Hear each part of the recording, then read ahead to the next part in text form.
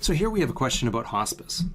And in this market, hospice is referring families to an out-of-town funeral home that does cremation for $595. So that's really cheap.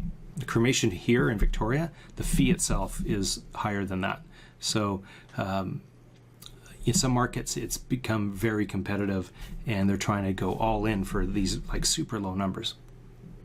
Anyway, so the question then is, how would you approach hospice about the situation, or do you ignore the situation and let the funeral home have the call? And from the other comments from the person who submitted this, is that they're losing about a call or two a month to this for the situation. So my suggestion would be, and if possible, I don't know the kind of the makeup of the area and the players in it, but have an initial discussion with the head of the hospice.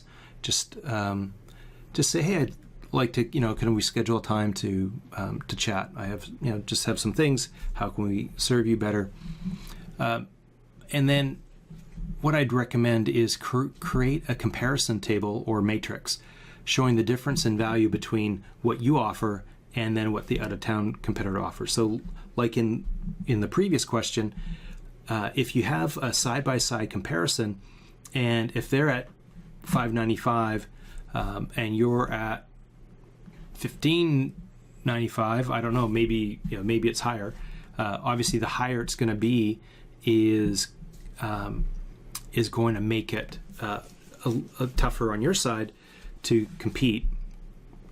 But you should, but at least by mapping out the difference, people then visually can see what they're losing by going with a cheaper competitor. And then in this case, identify in great detail all the additional items that you provide compared to the competitor, including that you don't transport the deceased out of town, and that also you support your local community, and those are things too that you can mention to the hospice. Another item that you could add in your initial discussion with the hospice is maybe create one page on your website that's solely for hospice workers as a resource and hospice families. So it could be heppellfuneralhome.com/hospice or hospice patients. And it may not be part of your regular navigation, but you can direct people there.